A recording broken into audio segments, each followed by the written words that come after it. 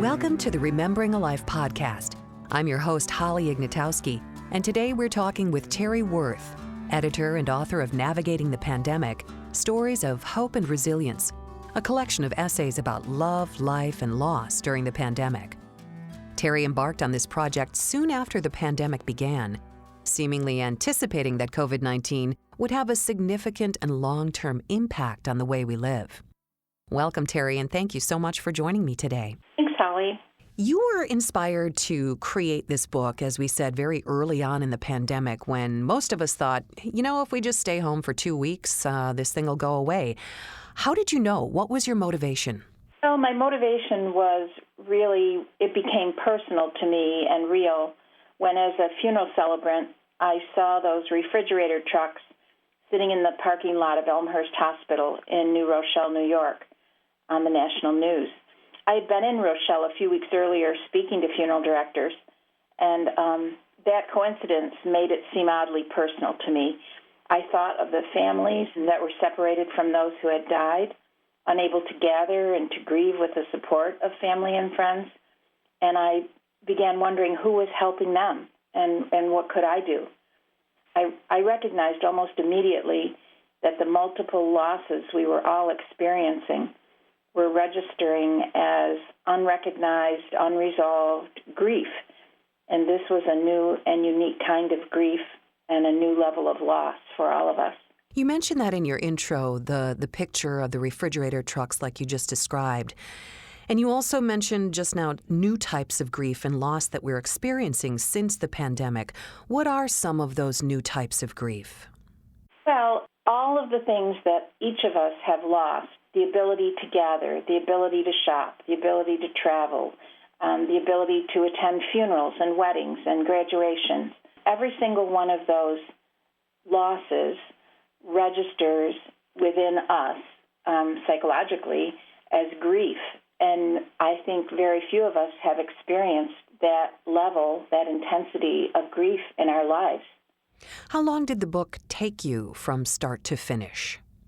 I would say pretty much 4 months from the initial, when I saw those trucks and began reaching out to some of my colleagues, to I thought I was finished with the book about the time George Floyd was murdered, and I realized that situation, that incident, was intrinsically linked to the pandemic, so I had to find some more writers.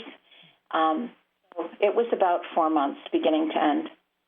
And you found contributors from all different walks of life. You have writers in there, healthcare professionals, activists, entertainers. How did you find all these people to contribute to your book? Well, I like to say that it was the culmination of a lifetime of networking. After a 35-year career in public relations and marketing, I know a lot of people, and I know a lot of very good writers. So I began by reaching out to them, and then those people all knew good people. So it became kind of a chain reaction. It was a lot of effort by a lot of people. And then several of my friends have worked in social activism, social justice, healthcare, and worked for different multicultural and underserved communities.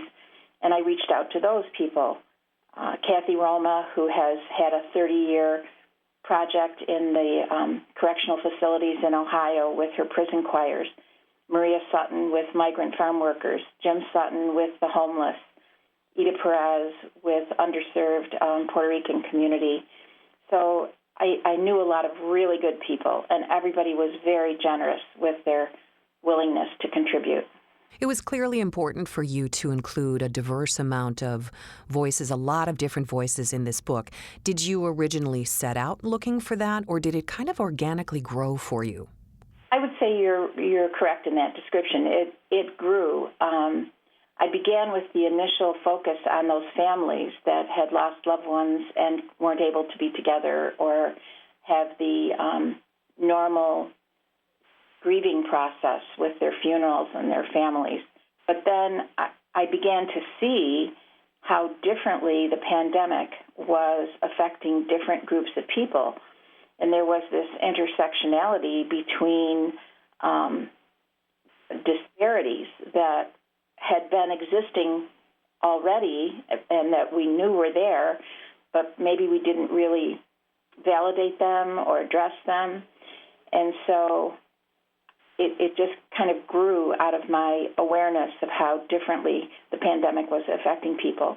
I could see its enormous economic repercussions, the climate change issues, and then ultimately the structural racism issues. Talk about, if you will, the main themes that you found throughout all of these essays. The title reads Hope and Resilience, so we see a lot of that in the book. What else did you find in these stories? Well, one of the most common themes that I found was that none of us had any experience with a worldwide pandemic before, and therefore we had no answers. Sometimes I've said, no, you did not miss school on the day they taught how to cope with a pandemic. There never was such a day. So we were all trying to figure it out together. For example, the funeral industry was turned upside down when everything they've done for generations had to change almost instantly. But that was true for everybody, and we were definitely rookies at surviving a pandemic. However, some of these underserved communities who have dealt with disparities their whole lives seem to be keener at dealing with this, adapting to this pandemic. And that was kind of an interesting observation that I made. Were there any other surprises in here, stories that made you think about the pandemic in a way that you hadn't before, and again, something we'd never experienced before? Well, some of the insights involving children and how they were being affected. Penny McGanty's story about teaching and some of the examples she gave about incidents that children experienced from home and not when they were gathered together in a classroom was very enlightening. The way that artists of all types were dealing with the pandemic. I have a son who's an artist, and I was really heartened by all of the positive ways that artists found to use this found time, and not feeling maybe as deprived and desperate as a lot of other people felt. I think my other biggest surprise was the eye-opening look at what was happening to the people that were incarcerated, particularly in Kathy Roma's article about Ohio correctional facilities and her 30 years with the prison choirs that she has started there, and the resilience of those people and how music has changed their lives, and that didn't change during the pandemic. And they were accustomed to taking care of each other. And so it was, in some ways, they were more resilient than some of the rest of us. You also contributed some stories to this book of your own, and I love that you incorporated some humor into this as well, because laughter is good medicine. For instance, you have a chapter called What Are You Creating Now? And you have a picture of bread on the page. I don't know why, but everybody started baking bread during the pandemic. And to laugh or not to laugh shows a picture of toilet paper.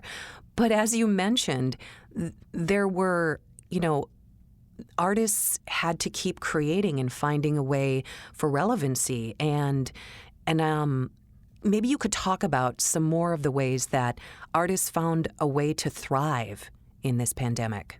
One of the artists that is a part of our book, not as the writer but an illustrator, was Ursula Roma, and she created the illustration that goes with Damien Barr's story about we're all in the same storm, but we're not in the same boat. And Ursula is currently having an exhibit of her work, her pandemic-created work, in a restaurant in Cincinnati, Ohio. And I know that for people like Ursula, this being kind of sheltered in place gave her this gift of found time, really, to do the things she loves to do the most. And when life is normal and you have a lot of other activities and responsibilities outside of your home, maybe you don't do as much of that creative kind of thing. For me, I wrote a book. So I think that it was exactly that for many, many artists. As far as the humor, I am a person who loves humor. My dad was a really, really funny guy. Everybody loved him for his humor. And so when I thought about the story I wrote about the night that he died and my foiled attempt at humor, it made me realize that how important humor is, and just felt as if we needed that more desperately than ever at this time, which is why I loved all the funny things that came across the internet, what I call pandemic humor. I think it really was a saving grace. You also wrote a story called The Final Chapter. It was a poem. What was that about? In my work in hospice for 5 years, I watched many people die, and there's a real sacredness about being present when someone passes over. And that piece, The Final Chapter, is about releasing someone to the universe and honoring their life and assuring them and their families or loved ones or friends that they will be with us always, but in a different, mysteriously different state than what we have known. I think it's a crucial reminder, and as we watch these thousands and thousands of people die in the months and now years of the pandemic, I just have always felt as a funeral celebrant that was a really, really important thing to help people remember. One of your contributors, Andrew Penn, he talks specifically about grief and suggests that the 5 stages of grief are a useful guide to navigating our way through the pandemic. We've all definitely experienced denial and anger. What stage do you think we are in now, in year 3? Andrew, in his writing, talks about, in addition to those 5 stages, a 6th stage called meaning. And I would have to say that I feel as if we are in the 6th, most of us are in the 6th stage, which is meaning. I think we're, some more than others, trying to figure out what this all means to us as individuals, as communities, as human beings. I see the pandemic as an opportunity for us to make a better world, for us to create situations where we create community together so that if this ever happens again, or when another disaster happens, we are better at working together to help each other. I don't think we've ever been, as a world, been put in that situation in the way that we have during this pandemic. Penn also talks about something he calls ambiguous loss. We're suffering the loss of our ordinary lives, losing the things we love is really not the only reason for grief. We're grieving things that we hoped for, our pre-pandemic lives. Do you think this is an example of you don't know what you've got until it's gone? Yes, I think Andrew wrote, we only grieve that which we care about, and sometimes we don't realize it until it's gone. I think that the losses that we are enduring, some of them are irreversible, some of them are reversible. You know, my grandson's high school graduation was not like any other graduation I've ever known about, and that's irreversible. It happened the way it happened, and that's going to be his memory for the rest of his life. Subsequent years, it may be different. But I think that these ambiguous losses, the ones that we never were able to anticipate, it requires, that's where resilience comes in. That's where we have to say, how do we learn from these losses? What do we take away from it? And that's what resilience is. It's taking those losses and learning from them how to be stronger. We are now in the 3rd year of this pandemic, and a lot has changed. We're a little bit smarter. We have a vaccine. Do you think these stories continue to resonate and will continue to resonate? I absolutely do. I think these stories will stand the test of time and continue to resonate because they're documenting real-life experiences and emotions that are providing a bird's-eye view of the history that we're living. Our book is a microcosm of what it means to be a human being living on planet Earth during a pandemic. It's a historical record, and I hope that all around the world people are writing and journaling and documenting their pandemic experiences so that future generations will know what it was like for us. And whatever the next challenge is, I hope we're learning the importance of having a better understanding of the vast impact of trauma on individuals, on communities, on education, on economics. I hope we see the urgency of becoming trauma resilient, which means not relying on the government or insurance companies to solve our problems. So I think the book will stand as a historical document of this time. And how do you think we should remember this time in history, say 50 or even 100 years from now? I think that from the beginning, I saw the pandemic as a portal for change, and I hope that's how history will record it. Our problems have been clearly exposed, and we have a choice to make. We can choose to make this a time of huge transition by embracing our shared human values, or we can remain trapped in the traditional world where only a few enjoy a comfortable life. I think it's exposed all of that, and we are at a crossroads where we have to make a decision about how we're going to continue. What are some of the ways that we can honor the lives of the millions of people who have died of COVID-19? You, working in the funeral industry, are familiar with this area. What can we do? How can we honor them so that this isn't in vain? I think the way we honor those lives is by being better human beings, by being kinder, being more compassionate, being more resilient. I think it's especially difficult right now with how divided we feel to maybe muster up those emotions sort of universally for people. I think it's frightening to think about being compassionate to people who you don't agree with. But I think the way we honor this shared experience of what we have all lived through, we have, is by being kind and compassionate and resilient human beings. And I think it's the best thing we can do.